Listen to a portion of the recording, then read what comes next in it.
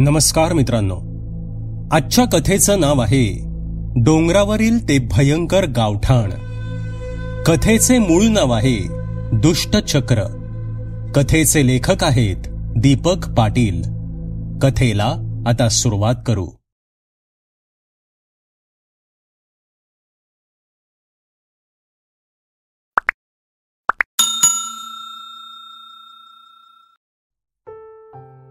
धोंडीबा, अरे काय चाललंय? उठलास की नाही अजून? चल उठ, न्याहारी कर आणि तयार होऊन बाहेर ये बघू. इनामदारांनी धोंडीबाच्या खोलीबाहेर येऊन त्याला आवाज दिला. तसा धोंडीबा दचकून जागा झाला. होय मालक, हा बघा आलोच, असे म्हणत तो लगबगीने उठला. पुढील अर्ध्या तासात सर्व सोपस्कार उरकून तो दिवाणखान्यात हजर झाला. बाबासाहेब इनामदार दिवाणखान्यात आपल्या लाकडी आरामखुर्चीत बसून होते. धोंडीबाला पाहतच त्यांनी त्याला एक एक करत आज शेतात करायच्या कामाची यादी सांगितली. धोंडीबा काळजीपूर्वक ऐकत होता. आधेमध्ये होकार देत होता. सर्व कामे सांगून झाल्यावर बाबासाहेब म्हणाले, चल निघ बघू आता, दुपारच्याला रामा येईल तुझी भाकर घेऊन. तसा धोंडीबा ठीक आहे असं म्हणत दिवाणखान्यातून बाहेर पडला. खांद्यावर कुदळ फावडं घेऊन तो तयार झाला. त्याला आता डोंगराकडील शेताकडे जायचं होतं. बाबासाहेबांनी सांगितलेल्या कामाची यादी डोक्यात जुळवत तो आता वाड्याबाहेर पडला. गावात सकाळची लगबग सुरू झाली होती. लोक शेताकडे जाण्याच्या तयारीला लागलेली दिसत होती. लहान पोरं शाळेला जायच्या तयारीत दिसत होती. गावातून पुढे सरकत असताना येणाऱ्या प्रत्येक जाणत्या व्यक्तीला आदमीने नमस्कार करून धोंडीबा पुढे सरकत होता. आता त्याच्या डोक्यातील विचारचक्र हळूहळू गती पकडू लागलं होतं. धोंडीबाचं हे मूळ गाव नव्हतं. त्याचं मूळ गाव इथून जवळजवळ 5 मैल दूर डोंगरालगत होतं. अंदाजे 1.5 वर्षांपूर्वी धोंडीबा या गावात दाखल झाला होता. धोंडीबाचा विवाह सुद्धा झाला होता. पण पहिल्या बाळंतपणातच त्याची बायको आणि मुलं दगावली. त्याच्या त्या गावात तेव्हा निवासी डॉक्टरांची सोय नव्हती. तशी ती आजही नाहीये म्हणा. गावातील एका म्हाताऱ्या बाईनं आटोकाट प्रयत्न केले, पण यश आलं नाही आणि अनाथ असणारा धोंडीबा पुन्हा एकदा पोरका झाला. हे डोंगरा एवढं दुःख पचवून तो आपल्या झोपडीत जीवन कंठत होता. पुढील 2-3 वर्ष गावात दुष्काळ पडला. धोंडीबाला काम मिळेल असं झालं. अगदी रोजच्या खाण्याची पंचाईत होऊन बसली. मग धोंडीबा आपली झोपडी आणि गाव सोडून कामाच्या शोधात निघाला आणि तो थेट ह्या गावात येऊन धडकला. गावात चौकशी केल्यावर लोकांनी त्याला बाबासाहेबांना भेटण्यास सांगितलं. लोकांच्या सांगण्याप्रमाणे बाबासाहेब इनामदार हे खरोखर एक मोठं प्रस्थ होतं. त्यांचा स्वभाव करारी पण तितकाच मृदूही होता. बाबासाहेबांनी त्याला काही जुजबी प्रश्न विचारले आणि कामावर ठेवून घेतलं. तेव्हापासून गेली 1.5 वर्षे तो बाबासाहेबांसाठी काम करत होता. बाबासाहेबांनी त्याची राहण्याची व्यवस्था वाड्यातच एका खोलीत केली होती. आता खायला अन्न मिळत होतं. शिवाय वर्षातून 2-3 वेळा सणासुदीला नवीन कपडे शिवून मिळत होते. धोंडीबा खुश होता. राहून राहून त्याला आपल्या पत्नीची आणि मुलांची आठवण येत असे. पण ते दोघे दूर काळाच्या पडद्याआड गेल्यामुळे आता आठवणी काढत बसण्यात काही अर्थ नाही हेही तो जाणून होता. दिवस सरसर सरकत चालले होते. धोंडीबा आता या नवीन गावात चांगलाच रुळला होता. आपल्या प्रामाणिकपणाने आणि कष्ट करण्याच्या वृत्तीने त्याने बाबासाहेब तसेच गावकऱ्यांना आपलंसं केलं होतं. विचार करत धोंडीबा गावातून बाहेर पडतच होता आणि इतक्यात टुनकन उडी मारून त्याच्या समोर परटाचा गणू हजर झाला. कुठे चालला? कुठे कुठे येतो खेळायला माझ्यासोबत? चल की. हाताचे वेडेवाकडे चाळे करत हसत गणू विचारू लागला. त्याला पाहून धोंडीबाने नेहमीप्रमाणे स्मितहास्य केलं आणि तो म्हणाला, नाही गणू, आत्ता नाही खेळायला जमणार. शेताकडे कामाला चाललोय. संध्याकाळी नक्की येतो खेळायला तुझ्यासोबत, ठीक आहे? आपल्या सदऱ्याचं एक टोक बोटाने गोल गोल गुंडाळत उभा असलेला गणू काहीसा नाराज होऊन म्हणाला, तुझ्याशी कट्टी, तू खेळायला येत नाही. आणि तो जसा आला तसा लगबगीनं निघूनही गेला. गणू चांगला 27 वर्षांचा धड धाकट तरुण, पण 4 वर्षांपूर्वी कसल्याशा आघातानं त्याच्या डोक्यावर परिणाम झाला होता. तेव्हापासून तो असाच गावात फिरत राहायचा. गावात आता तो एक वेडा म्हणूनच प्रसिद्ध होता. धोंडीबाला मात्र या गणूची फार दया येत असे. त्यामुळे धोंडीबा गणूला नेहमी एखाद्या मोठ्या माणसासारखा वागवत असे. वेळ मिळेल तेव्हा तो त्याच्याशी बोलण्याचा आणि त्याचं म्हणणं ऐकण्याचा प्रयत्न करत असे. त्यामुळेच की काय गणू धोंडीबाला आपला मित्र मानू लागला होता. गणूची ही अवस्था का झाली असावी याचा धोंडीबाला नेहमी प्रश्न पडायचा. त्याच्या या बिघडलेल्या मानसिक स्थितीबद्दल गावात बऱ्याच अफवा होत्या. काही लोक म्हणायचे की गणूचे शेजारच्या एका गावातील मुलीशी प्रेम प्रकरण होतं आणि त्या मुलीचं लग्न दुसरीकडे ठरल्याने त्याच्या डोक्यावर परिणाम झाला. तर काही म्हणायचे की ही भुताटकीची बाधा आहे. गणू एके दिवशी डोंगरालगत असणाऱ्या जुन्या गावठाणात गेला आणि तेव्हापासूनच तो वेडा झाला. काय खरं आणि काय खोटं हे सांगणं खरं तर कठीण होतं. आणि असंही आता तो विचार करण्यात काही अर्थ नव्हता, कारण गणू आता ठार वेडा झाला होता.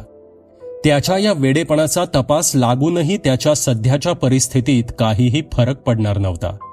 विचार करत करत धोंडीबा आता गावातून बाहेर पडत डोंगराकडे असणाऱ्या शेताच्या वाटेला लागला. गावातून बाहेर पडत पुढे पुढे सरकत असताना धोंडीबाला ते जुनं गावठाण दिसलं. शेताकडे ये जा करताना 25-30 घरांचं ते भग्नावशेष डोंगरालगत असणाऱ्या पायवाटेच्या वर अंदाजे 500 मीटरवर दिसायचं. त्या घरांची छपरं कधीच कोलमडून गेली होती. दिसत होत्या फक्त 4-5 फूट उंचीच्या ढासाळलेल्या कोलमडलेल्या भिंती आणि वाढलेलं गवत. धोंडीबा आता ज्या गावात राहत होता ते गाव पूर्वी ह्याच ठिकाणी होतं. अंदाजे 150 वर्षांपूर्वी आलेल्या साथीच्या रोगात एक एक करत गावकऱ्यांनी हे मूळ गाव सोडून डोंगर उतार समताच असणाऱ्या समतल भागात आपली घरे बांधण्यास सुरुवात केली आणि बघता बघता पुढील 5-7 वर्षात गाव विस्थापित झालं. तेव्हापासून हे जुनं गावठाण म्हणजे हडप्पा मोहेंजोदडो सारखे केवळ भग्नावशेष बनून राहिलं. तिथे कसल्याही प्रकारची वर्दळ नसल्याने गवताने चांगलाच तोम माजवला होता. ते जुनं गावठाण न्याहाळत पूर्वीची घरं आणि गल्ल्या कशा असाव्यात याची कल्पना करत धोंडीबा पुढील 5 मिनिटात शेतात पोचला. खांद्यावर असलेलं कुदळ फावडं खाली ठेवून 2 क्षण विश्रांती घेऊन मग कामाला लागण्याचा त्याने विचार केला. दिवसभर त्याने नेमून दिलेली शेतातील कामं केली. सायंकाळ होताच डोंगराकडून गावाकडे सोसायट्याचा वारा वाहू लागला. हे काही नवीन नव्हतं, पण आज मात्र वाऱ्याचा वेग भलताच वाटत होता. हळूहळू अंधार जसा काजळी धरू लागला तसे जंगलाकडून काहीतरी सरकत सरकत त्या जुन्या गावठाणाकडे येऊ लागलं. त्याचा वेग वाऱ्यालाही लाजवणारा होता. अंधाराची ढाल करून पुढे सरकणारं ते पवित्र नक्कीच नव्हतं. नाहीतर ते दिवसाचा लख्ख प्रकाश वर्ज करून ह्या गुदमरून टाकणाऱ्या अंधारात का प्रकट झालं असावं. ते काहीतरी निराकार विचित्र असं काहीतरी होतं. त्याच्या स्पर्शाने बधीर झालेला वारा मात्र आपलं भान हरपला होता आणि जीव मुठीत धरून तो वारा गावाकडे पळत होता. डोंगराळ भागात असणारी पडीक शेतजमीन ओलांडून ते सरकत सरकत त्या जुन्या गावठाणात शिरलं. अंधार आता चांगलाच दाटला होता. त्या अंधाराचा फायदा घेत त्या काळ्या कुट्ट अंधारात समरस होऊन पुढे सरकत ती सावली आता जुन्या गावठाणात असणाऱ्या एका पडीक वाड्यात शिरली.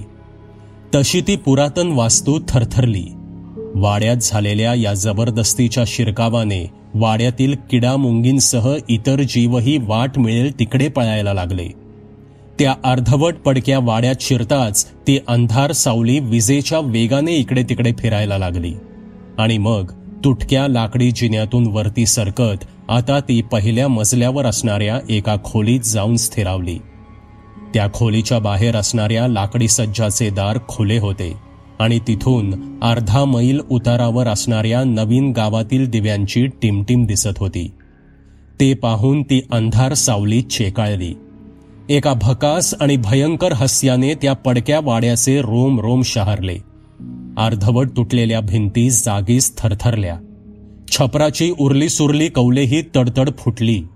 त्या अंधारात ती अमंगल सावली आता तिथेच दबात धरून बसणार होती. अमावस्या 2 दिवसांवर होती.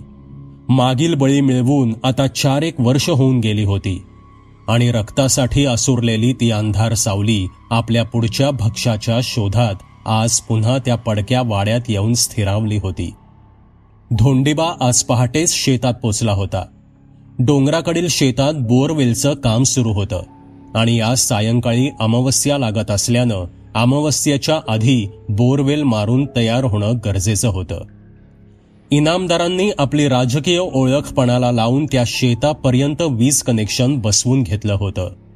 बोअरवेलची गाडी शेतापर्यंत पोहोचण्यासाठीचा रस्ताही 2 दिवसांपूर्वीच तयार करण्यात आला होता. पहाटेच गाडी शेतात पोचवून बोरवेल मारण्याचं काम सुरू होतं. अमावस्या सायंकाळी 6 नंतर सुरू होणार होती, त्यामुळे 6च्या आत सर्व कामे उरकणं गरजेचं होतं. पहाटेपासूनच धोंडीबाच्या वाड्यापासून शेतापर्यंत 2-3 चक्रा झाल्या होत्या. आता बोरवेल मारल्यानंतर शेताला बारमाही मुबलक पाणी मिळणार, शेतीचं उत्पन्न वाढणार, आपल्या मालकाची भरभराट होणार, यामुळे धोंडीबा खुश होता. दुपारी 12च्या दरम्यान शेतात प्यायला नेलेली पाण्याची कळशी संपल्यानं धोंडीबा ती कळशी घेऊन गावात परत येत होता. कुत्र्याचं एक पिल्लू दुडूदुडू करत पुढे पळत होतं आणि निरागस गणू त्याचा पाठलाग करत त्याच्या मागोमाग जात होता. उन्हाची तिरीप आता चांगलीच जाणवू लागली होती. पुढे पुढे धावत ते कुत्रं आता डोंगराकडील शेताच्या पायवाटेला लागलं. तसा गणूही मागे जाऊ लागला. आपण कुठे चाललोय याचं त्याला भान नव्हतं. समोर चालणारं ते कुत्र्याचं पिल्लू पकडायचं आहे एवढंच त्याच्या डोक्यात होतं. इतक्यात पायवाटेने पुढे पळणारं ते कुत्रं आता पायवाट सोडून वरील बाजूस असणाऱ्या त्या जुन्या गावठाणाकडे निघालं. तशी त्या पडक्या वाड्याच्या पहिल्या मजल्यावर दबा धरून असणारी अंधार सावली चेकाळली. तिला मानवी हाडामासाचा जणू वास लागला होता. गणूच्या समोर धावणारं ते नक्की कुत्रच होतं का, की त्यामागेही काही बनाव होता, सांगणं कठीण होतं. कुत्र्याचा पाठलाग करणारी गणूची पावलेही आपसुकच पायवाट सोडून आता त्या जुन्या गावठाणाकडे वळाली. पण पळताना पायाला ठेच लागल्याने गणू अचानक खाली बसला. डाव्या पायाच्या अंगठ्याचं नख तुटल्यानं रक्तस्त्राव सुरू झाला होता. काही क्षण वेदनेने विव्हळत असलेला गणू आता पुन्हा उभा राहिला. गुडघाभर उंच वाढलेल्या त्या गवतात कुत्र्याचं पिल्लू कुठेतरी गायब झालं होतं आणि इतक्यात गणूची नजर समोरच अगदी 200 मीटरवर उभ्या असणाऱ्या त्या पडक्या वाड्यावर गेली आणि तो जागीच थिजला.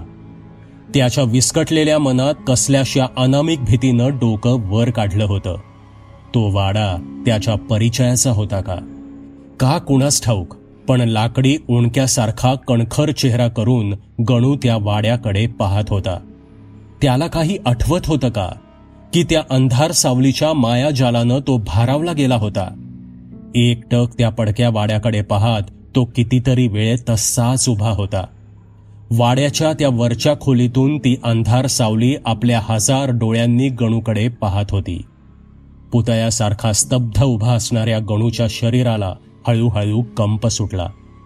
डोळ्याची पापणीही न लवता एकटक तो त्या वाड्याकडे पाहत होता आणि इतक्यात त्याच्या खांद्यावर कुणाचा तरी हात येऊन थांबला. ही गोष्ट गणूसाठी फारच अनपेक्षित होती. या अचानक झालेल्या स्पर्शाने गणू एकदम जोराने किंचाळला. मागे धोंडीबा उभा होता. रिकामी झालेली ती पाण्याची कळशी घेऊन तो गावात जात असताना त्याला जुन्या गावठाणाच्या तोंडाशी उभा असलेला गणू दिसला होता. तो चुकून इकडे आला असावा. त्याला इथून गावात नेणं गरजेचं आहे हे ओळखून धोंडीबा तिथे आला होता. गणू एक मनोरुग्ण असल्यानं त्याचं हे वागणं कुणालाही विचित्र वाटलं नसतं, पण त्याच्या चेहऱ्यावर असणारी ती भीती फारच जिवंत होती. धोंडीबानं कधीही गणूला इतक्या घाबरलेल्या अवस्थेत पाहिलं नव्हतं. गणू थरथर कापत होता आणि आपले थरथरते हात उंचावून त्या वाड्याच्या दिशेनं बोट करत होता. तो इतका का घाबरला असावा? त्यानं काही पाहिलं होतं का? धोंडीबाच्या मनात विचार चमकून गेले. त्याची ती अवस्था पाहून आधी त्याला आधार देणं गरजेचं आहे हे धोंडीबानं जाणलं. त्यानं गणूला जवळ घेऊन त्याला शांत केलं आणि समजावून त्याला तो गावाकडे घेऊन निघाला. मंद पावले टाकत ते दोघे गावाकडे येत असताना सुद्धा गणू मात्र वळून वळून त्या पडक्या वाड्याकडे पाहत होता. गावात शिरताच गावात असणाऱ्या मारुतीच्या देवळाजवळ आल्यावर गणू काहीसा सावरला आणि मग बडबडू लागला. ते आलंय, आलंय, हो आलंय, ते बसलंय तिथं. सगळे मरणार, सगळेच मरणार. तिकडे नको जाऊ, तो वाडा नको, तो वाडा. आणि अचानक गणू मोठमोठ्याने रडू लागला. त्याला रडताना पाहून धोंडीबा आणि आजूबाजूचे लोक कावरेबावरे झाले. धोंडीबा आणि अजून एका जणाने गणूला पकडून कसं बस त्याच्या घरी पोचवलं. धोंडीबाला आता ती पाण्याची कळशी भरून घेऊन पुन्हा शेतात जायचं होतं. त्यामुळे तो लगबगीने पावले उचलू लागला. धोंडीबा लगबगीने पाय उचलत होता. खांद्यावर पाण्याने भरलेली पितळी कळशी हेलकावे खात होती. उन्हाचा पारा क्षणोक्षणी चढत असल्याचं जाणवत होतं. शेतात लोकांना पाण्याची गरज होती हे जाणून धोंडीबा गडबड करत होता. त्या जुन्या गावठाणाजवळून जाताना धोंडीबा पुन्हा गणूचा विचार करू लागला. किती घाबरलेला होता गणू. काय पाहिलं असेल त्या बिचाऱ्यानं? एखादा नाग किंवा जंगली जनावर तर नसेल. तसंच काहीतरी असावं. नाहीतर इथे अजून काय दिसणार? हे वाढलेलं गवत आणि जीर्ण झालेल्या भिंती सोडून इथे आहे तरी काय? पण तो वाडा, त्याबद्दल गणू काहीतरी सांगू पाहत होता. जाऊन पाहावं का तिथे? बघूया नंतर. शेतात लोक वाट पाहत असतील, असे अनेक विचार धोंडीबाच्या मनातून चमकून गेले. आणि थोड्या पायपिटीनंतर तो शेतात पोचला. दुपारचं जेवण शेतातच झालं. सायंकाळी 5च्या दरम्यान बोरवेलचं काम संपलं. 200 फुटांवर चांगलंच पाणी लागल्याने खुश होऊन इनामदार आणि बाकीचे घरी जायला निघाले. धोंडीबा आणि दुसरा गडी सदा मात्र मागून येणार होते. शेतात बोरवेलची गाडी नेण्यासाठी बऱ्याच लोकांच्या शेताच्या बांधांचे दगड बाजूला करून वाट करावी लागली होती. आणि आता धोंडीबा आणि सदा गावाकडे परतताना ते बांध पूर्ववत करणार होते. ते कष्टाचं काम करत करत गावाकडे सरकताना चांगलाच वेळ आणि मेहनत लागली. अखेर ते दोघे पडीक जमिनीपर्यंत पोचायला 6:30 होत आले होते. थकलेले ते दोघे धीम्या पावलांनी पायवाट तुडवत गावाकडे निघाले. धोंडीबा लघुशंकेसाठी वाट सोडून चढणीकडे गेला. समोर काही अंतरावर ते जुनं गावठाण दिसत होतं. तो पडका वाडा पाहून त्या वाड्यात एक चक्कर मारून यायचा विचार धोंडीबाच्या डोक्यात आला. त्यानं सदाला हाक मारून सांगितलं, तू हो पुढं, मी आलोच. तसे थकलेला सदा पुढे निघाला. सदाचे विडीचे बंडल दुपारी संपलं होतं. कधी एकदा गावात जाऊन एक मस्त विडी ओढतोय असं त्याला झालं होतं. त्यामुळे त्याने धोंडीबाला थांबण्याचं कारणही विचारलं नाही. धोंडीबा आता हळूहळू त्या गवतातून पुढे सरकत तो वाडाजवळ करू लागला. तो या वाड्यात पहिल्यांदा जात नव्हता. या आधीही तो कुतूहलापोटी हा परिसर फिरला होता. त्यामुळे तसं भीतीचं काहीच कारण नव्हतं. म्हणजे निदान त्याला तरी तसंच वाटत होतं. त्या पडक्या वाड्याच्या वरच्या खोलीतील ती सावली मात्र आता कान टवकारून बसली होती. जसजसा धोंडीबा त्या वाड्याच्या जवळ जाऊ लागला तसतशी ती अभद्र सावली चेकाळू लागली. अखेर तिला आपलं सावज मिळणार होतं. वरच्या खोलीतून ती निराकार सावली आता झरझर करत जिना उतरू लागली. पुढच्या काही क्षणात आनंदाने तिने साऱ्या वाड्यात एक चक्कर मारली. आता ती आधीर होऊन आपल्या सावजाची वाट पाहत होती. खरं तर धोंडीबा हा तिच्यासाठी आशेचा किरण होता. 4 वर्षांचा तिचा उपवास कदाचित संपणार होता. या साऱ्यापासून अनभिज्ञ असणारा धोंडीबा आता त्या वाड्यासमोर उभा होता. सूर्य मावळतीला झुकून दिसेनासा झाला असला तरी अंधार तितकासा पसरला नव्हता.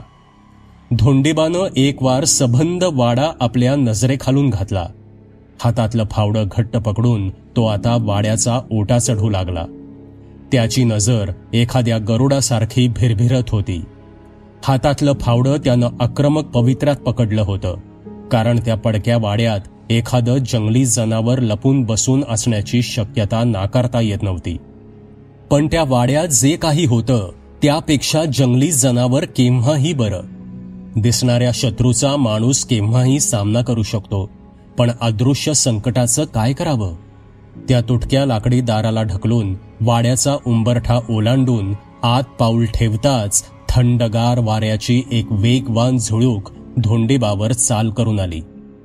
इतक्या वेगाने वारा आल्याने प्रतिक्षिप्त क्रियेने धोंडीबाचे डोळे 2-3 सेकंद मिटले गेले आणि पुन्हा डोळे उघडताच समोरील दृश्य पाहून धोंडीबाची जणू वाचाच गेली. त्या 2 सेकंदात सबंध वाड्याचं रूप पालटलं होतं. वाड्याच्या भिंतीवरचा चुन्याचा गिलावा अगदी काल परवा काम पूर्ण झाल्यासारखा चमकत होता. भिंतीवर जागोजागी टांगलेल्या पिवळ्या बत्त्या शोभून दिसत होत्या. शिसवी लाकडाच्या खुंट्यावर कोरलेले मोर अगदी जिवंत वाटत होते. कोपऱ्यात जागोजागी असणाऱ्या पितळी सुरया तिथल्या वैभवाची साक्ष देत होत्या. धोंडीबाला काही क्षण समजतच नव्हतं की हे स्वप्न आहे की वास्तव. याचं उत्तर तो शोधत होता आणि काही क्षणात त्याला समजलं की इथे काहीतरी काळं बरं नक्कीच आहे. तो आता सावध पावित्र्यात आला होता. आता कोणत्याही क्षणी त्या मोडक्या दारातून बाहेर तो धावणार होता आणि इतक्यात एक आवाज त्याच्या कानावर पडला. तो पळून जाण्याचा विचार मनातून काढून टाक. गुमान तिथं उभा राहा. तू कितीही पळालास तरी मला मात देऊ शकत नाहीस. तो भेसूर आवाज ऐकून धोंडीबाचं काळीज चिरलं गेलं. त्या आवाजाची तीव्रता आणि खरखर इतकी प्रचंड होती की कानात कुणीतरी उकळलेलं शिसं ओतावं असं धोंडीबाला वाटलं. तो भयंकर आवाज ऐकून त्याचे हात कानांवर गेले.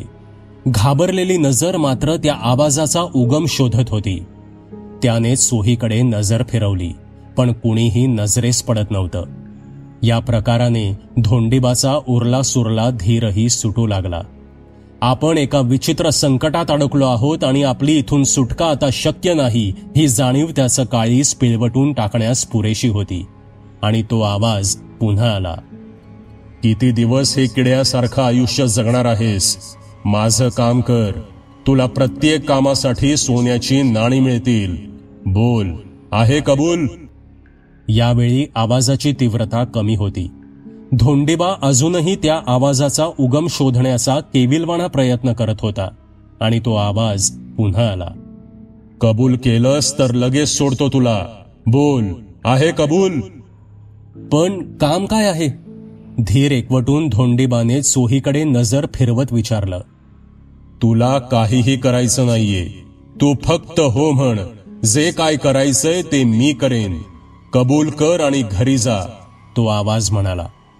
धोंडीबाला काहीही करून या मृत्यूच्या सापळ्यातून बाहेर पडायचंच होतं. कबूल आहे, मला जाऊ द्या, रडकुंडीला आलेला धोंडीबा हात जोडून म्हणाला. आणि इतक्यात एक बिभत्स हास्याने तो वाडा थरथरला. धोंडीबाच्या समोर सबंध वाड्याचं रूप पालटू लागलं. रोषणाईची जागा आता अंधाऱ्या जळमटांनी घेतली. कोलमडलेल्या भिंती भीषण दिसू लागल्या. पायाखाली असणारी फरसबंदी पालापाचोळ्यात एकरूप होऊन गेली. धोंडीबानं ते दार पाहिलं. ते उघडं होतं. फावडं तिथेच विसरून धोंडीबा जीवाच्या आकांताने बाहेर पळाला. अगदी वाड्याबाहेर पडून ती पायवाट गाठेपर्यंत त्याने मागे वळून सुद्धा पाहिलं नाही. गावात शिरल्यावर तो थेट मारुतीच्या देवळाच्या ओट्यावर जाऊन बसला. संध्याकाळचे 7:30 होत आले होते. थोडं शांत वाटल्यावर तो इनामदारांच्या वाड्याकडे निघाला. तो दिवस तसाच गेला. पहाटे काहीशी थंडी वाजत असल्याने धोंडीबाला जाग आली. त्याला त्याचा चेहरा आणि सर्व अंग ओलसर लागत होतं. त्याने चिमणी पेटवली. चिमणीच्या उजेडात स्वतःचा अवतार पाहून त्याची पाच्यावर धारणच बसली. त्याचा सबंध चेहरा आणि सदरा रक्तानं नाहून निघाला होता. त्यानं भांबवलेल्या अवस्थेत स्वतःला तपासलं. कुठेही जखम नव्हती. मग हे रक्त कुणाचं? अर्धवट झोपेत असलेला त्याचा मेंदू विजेचा शॉक दिल्यासारखा खडबडून जागा झाला. विजेच्या चपळाईने त्याने मोरी गाठली आणि सदरा उतरवून अंघोळीला सुरुवात केली. तो सदरा उचलताना खिशात काहीतरी खणखण झाली. आत सोन्याची 3 नाणी होती. भेदरलेल्या अवस्थेत तो पुन्हा खोलीत आला. बधीर झालेल्या त्याच्या डोक्यात काहीही प्रकाश न पडल्यानं तो तसाच बाजल्यावर पडून राहिला. सकाळी 6:30च्या दरम्यान गावात कुठेतरी आक्रोश सुरू झाला.